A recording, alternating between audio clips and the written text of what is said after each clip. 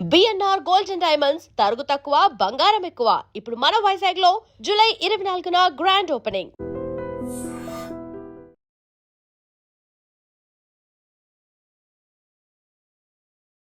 నమస్కారం, welcome to I dream. ధర్మ మార్గం విత్ విజిత కార్యక్రమానికి స్వాగతం.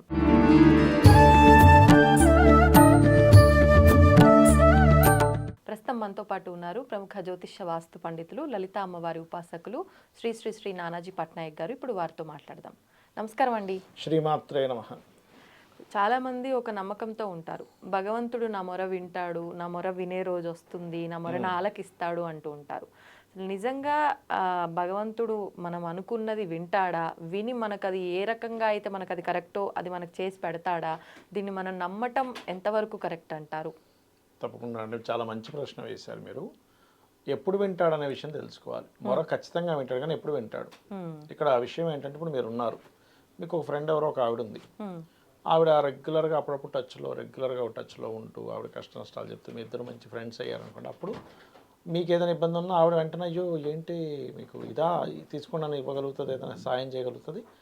మీరు కూడా అలాగే ఇవ్వగలుగుతారు. అవతల వాళ్ళకి ఏదైనా ఇబ్బంది ఉందంటే, వాళ్ళ అమ్మాయికి ఏదో ఫీజు కట్టలేదు, అయ్యో ఎందుకు టెన్షన్ పడుతుంది, నా దగ్గర 5,000 పట్టని ఇచ్చేస్తాం. అవును, అంతే. అది ఎప్పుడు జరుగుతుంది? వాళ్ళకి మీకు ఉండేటువంటి బంధం ఎంత స్ట్రాంగ్గా ఉంది, ఆ స్ట్రాంగ్గా ఉండే బంధాన్ని బట్టి జరుగుతుంది కదా. కరెక్ట్. అలాగే నిత్య అనుష్ఠానం చేసుకునేటువంటి వారికి నిత్యము వాళ్ళు దేవతా సంబంధించి చేస్తూ ఉంటారు చూసారా, అలాంటి వాళ్ళకి మాత్రమే పిలవగానే మళ్ళీ పలుకుతాడు. అసలు మీకు సంబంధమే లేదు, ఎగ్జాంపుల్ మీతో అసలు ఫ్రెండ్షిప్ లేదు, ఏం లేదు, ఎవరో ఒక అమ్మాయి వచ్చేసింది, విజిత గారు నాకు ఇట్లా ఉందండి, నాకు ఇప్పుడు 1,00,000 రూపాయలు కట్టాలి, ఇవ్వాలంటే మీరు ఇస్తారా? ఎవడో తెలియదు, ముక్కు తెలియదు, ముఖం తెలియదు, ఎట్లా ఇస్తారా అంట.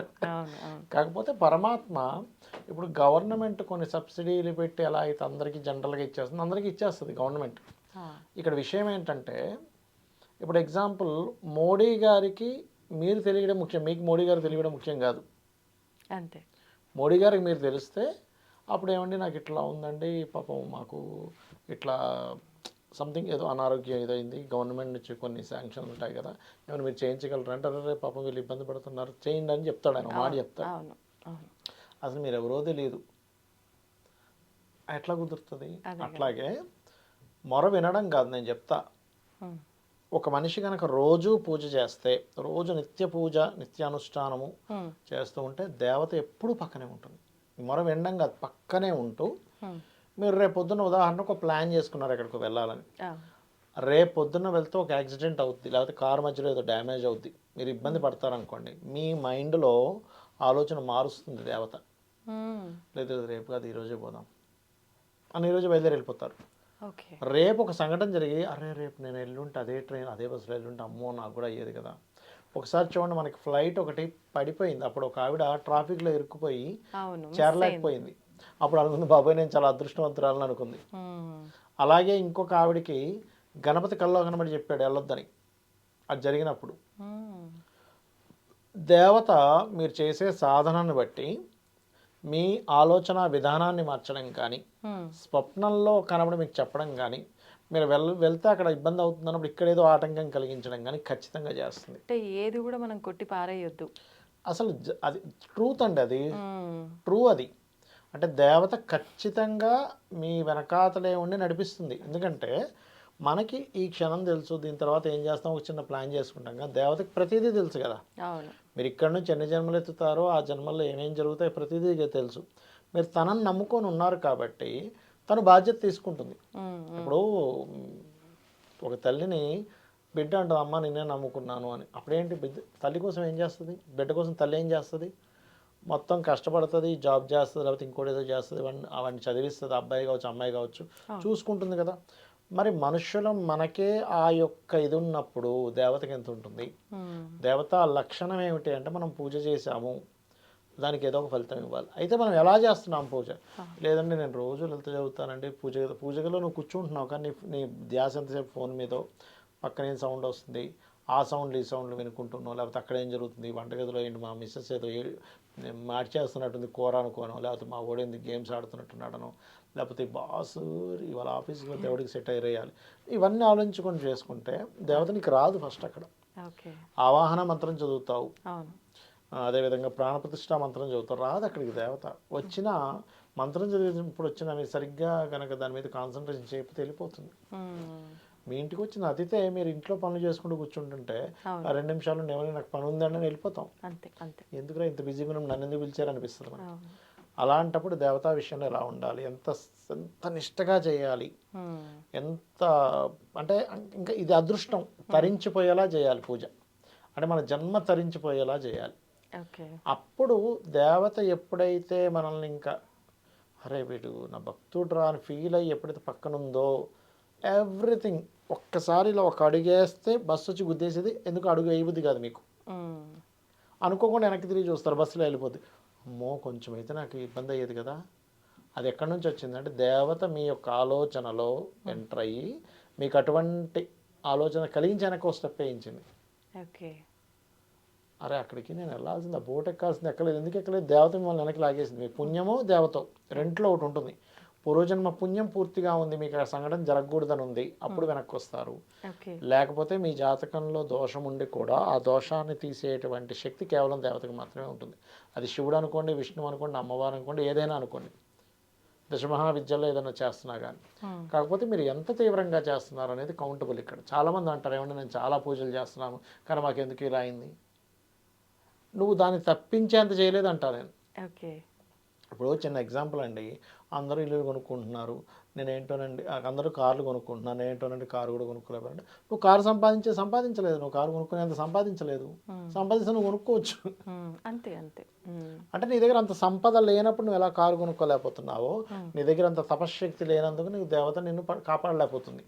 కానీ అంటే ఇది నిత్య జీవితంలో కొంతమంది దగ్గర నేను కూడా చూసిందే, చాలా మంది నమ్ముతున్నది అస్సలు భగవత్ ఆరాధన, ఈ పూజలు ఇలాంటి మధ్య మధ్యలో అకేషన్స్ ఏది పాటించరు కదండి. వాళ్ళకి పూర్వజన్మ పుణ్యం ఎంతకాలం ఉంటదండి అట్లా? అది అయిపోయే వరకు ఉంటది. అది అయిపోగానే మళ్ళీ ఎవడు కాపాడలేడు అన్ని. అంటే అసలు భక్తి మార్గంలోనే ఉండరా అలా పుణ్యం ఉన్నోళ్ళు? అది అనుభవించడం దేవతని చేరుకోవడం రకరకాలుగా ఉంటుంది. కర్మ మార్గం, భక్తి మార్గం, జ్ఞాన మార్గం, ఇలా రకరకాల మార్గాలు ఉంటాయి. నువ్వు జ్ఞానంతో కూడా నువ్వు భగవంతుని చేరుకోగలుగుతావు, భక్తితో కూడా చేరగలుగుతావు, కర్మతో కూడా చేరగలుగుతావు. అయితే ఇక్కడ రకరకాల మార్గాల్లో పుణ్యం వస్తుంది. ఇక్కడ మీకు కేవలం భగవత్ ఆరాధన ఒకటే నేను చెప్పట్లే. ఇప్పుడు మీరు నలుగురికి అన్నం పెట్టారు, వాళ్ళ ఆకలి ఇచ్చారు, అది కూడా పుణ్యమే. ఇప్పుడు పితృదేవత ఆరాధన, పితృదేవత దోషాలు ఉన్నాయి పోతాయి అంటే పిండ ప్రదానాలు చేస్తూ తర్పణాలతో ఒక రకమైతే, నువ్వు చలివేంద్రాలు పక్షులకి వాటికి నీళ్లు పెట్టడం కూడా పితృదేవత ఆరాధనలో ఒకటే మార్గమే. ఆ రూపంలో కూడా వస్తుంది. కాకపోతే ఇది మీకు డైరెక్ట్గా వెళ్తుంది. కాకపోతే ఇక్కడ ఏంటంటే నువ్వు కృతజ్ఞత ఆవిష్కరించుకుంటూ ఒక దేవతని పర్టికులర్గా పట్టుకోవడం అనేది జరిగినప్పుడు ఈ ఎనర్జీ ఇంకా డిఫరెంట్గా ఉంటుంది. అది ఎప్పుడు కూడా మనం నిత్యం సాధన చేసేటప్పుడు అవి ఆ సాధకుడికి అర్థమవుతుందండి. వాడు మనిషి ఒక్కటిగా అనుకోడు, లోపల ఇంకొక దేవత ఉందని ఫీల్ అవుతుంటాడు. జపం చేస్తున్నా అంటే పక్కన దేవత కూర్చుందని ఫీలింగ్ వస్తుంది. మీరు కూర్చొని జపం చేస్తున్నా అనుకోండి, అర్థమైపోతుంది పక్కన ఉంది అని తెలుస్తుంటుంది. అది ఖచ్చితంగా జరుగుతుంది. ఇది 100% అండి. నేను ఇది చెప్పేది ఇది వరకు అనుభవంతో చెప్తున్నా. ఇదంతా కూడా నాకు మొన్న అంటే ఇది అందరికీ జరుగుతుంది. ఒక చిన్న ఇన్సిడెంట్ చెప్తా, అంటే వచ్చింది కాబట్టి. ఒక ఛానల్లో ఇట్లాగే ఒక ఇది చేస్తున్నా, ఒక షూటింగ్ చేస్తూ ఉంటే నేను ఇట్లా చూడంగానే మా చిన్న అబ్బాయి ఫోన్ చేసినట్టుగా వచ్చి కనబడింది నాకు. అరే వీడు ఎందుకు ఫోన్ చేశాడు, నాకు వీడు ఫోన్ చేయడు కదా తొందరగా, అంటే నేను షూటింగ్స్లో ఎక్కడో ఉంటా కదా, నాకు చేయడం చేస్తే మా ఇంట్లో వాళ్ళు చేస్తాడు, మా మిస్సెస్కి చేస్తాడు, లేకపోతే మా తమ్ముడికి చేస్తాడు, ఇంట్లో చాలా పెద్ద ఫ్యామిలీ మాది, నాకు ఎందుకు చేశాడు అని రిటర్న్ కాల్ చేస్తే వాడు 2 సార్లు చేస్తే లిఫ్ట్ చేయలే. లిఫ్ట్ చేయకపోతే ఏం చేసా, వెంటనే మా మిస్సెస్కి ఫోన్ చేసేందుకు వాడు ఎందుకో ఫోన్ చేసినట్టున్నాడు, మన ఎగ్జామ్ రాయడానికి వెళ్ళాడు, మరి అక్కడ ఏమైనా ట్రాన్స్పోర్టేషన్ ప్రాబ్లం అయిందా, లేకపోతే వాడు డబ్బులు లేవా, మిస్ అయిందా, ఒకసారి చూడు, ఫోన్ చేసి కనుక్కో అన్న. మా మీకెందుకు చేస్తాడు వాడు, మీరు షూటింగ్లో ఉంటారని తెలుసు కదా, వాడు చేయడు అన్న. లేదు నాకు వచ్చింది, మిస్ కాల్ వచ్చింది చూడని ఇట్లా అంటే కనిపిస్తలేదు మళ్ళీ మిస్ కాల్. ఇదేంటి నేను ఇప్పుడే చూసాను, నా కంటికి కనిపించట్లేదు, ఇప్పుడు ఏంటన్నా. అయితే మీరు ఏదో భ్రమపడ్డట్టున్నారు లేండి అన్నది, ఫోన్ పెట్టేసి. షూటింగ్ అయిపోయి బయటకు వచ్చాక మా మిస్సెస్ ఫోన్ చేసింది. ఏమైంది అంటే, మరి మీకు ఎట్లా అనిపించిందో అర్థం కాలేదు, వాడికి నిజంగానే ఎగ్జామ్ అయిపోయి కాలేజ్ బస్ మిస్ అయితే నార్మల్ బస్సులో వద్దామనుకుంటే డబ్బులు లేవు. ఏమైపోయింది, బ్యాగ్ అక్కడ పెడితే వాడు డబ్బులు కొట్టేసాడు, 200 రూపాయలు. బస్సు ఎక్కంగానే ఆ కండక్టర్ ఏం చేసింది, అడిగితే అయ్యో బస్సు డబ్బులు మిస్ అయ్యండి, సరే బాబు ఇక్కడ దిగిపోయి టికెట్ తీసుకున్నట్టు జనరల్గా స్టేషన్ టు స్టేషన్కి ఇస్తారు కదా, టికెట్ ఇచ్చేసి దింపేసింది. వాడు మా ఇంటికి ఫోన్ చేసి మళ్ళీ పేటీఎం నుంచి ఏదో డబ్బులు వేయించుకొని ఆటోలో వచ్చాడు ఇంటికి. ఓకే. అది ముందుగా నాకు అర్థమైంది, ఎట్లా అర్థమైంది నాకు అర్థం కాదు ఇప్పటికీ. అది పెద్ద మిరాకిల్ అనిపిస్తుంది నాకు. అలాగే చాలా సంఘటనలు జరిగాయి నాకు లైఫ్లో. అలాగే నాకే కాదు, నిత్యదేవత ఆరాధన చేసే ప్రతి ఒక్కరికి జరుగుతాయండి. మనమేం స్పెషల్ ఏం కాదు అక్కడ, మనమేం గొప్పలు ఏం కాదు అక్కడ. నేనేమంటానంటే ఇది నువ్వు ఏ మతమా, ఏ కులమా, లేకపోతే నువ్వు చిన్నవాడివా, పేదవాడివా, కోటీశ్వరుడివా సంబంధం ఉండదు. దేవతను నువ్వు ఆరాధించావంటే తను చూసుకుంటుంది అంతే. ఊరి గుడిసెలో ఉన్నా చూసుకుంటుంది, కోటీశ్వరుడికైనా చూసుకుంటుంది. తనకి తారతమ్యాలు లేవు అంట నేను. ధన్యవాదాలండి. శ్రీమాత్రే నమః. And for more videos, Please subscribe to iDream. Please subscribe to iDream. Please subscribe iDream. And please subscribe to iDream. For more videos, subscribe to iDream. please like, share, and subscribe to the channel. Congratulations, iDream. Subscribe to iDream. Subscribe to iDream. So subscribe to iDream Media. iDream ki iDream team andarki huge congratulations. Please subscribe iDream Media. Please subscribe to iDream. Subscribe iDream. Please subscribe to iDream. iDream అంటే నా కళల channel subscribe చేసుకున్న నోరు తిరుగుతలేదు, మీరైతే గంట గుర్తు కొట్టండి. For more such videos, please subscribe to iDream. Subscribe to iDream. Please subscribe to iDream. Please subscribe iDream Media. Please do subscribe to iDream. Please subscribe to iDream Media. For best entertainment and information, please subscribe iDream. And don't forget to subscribe to iDream.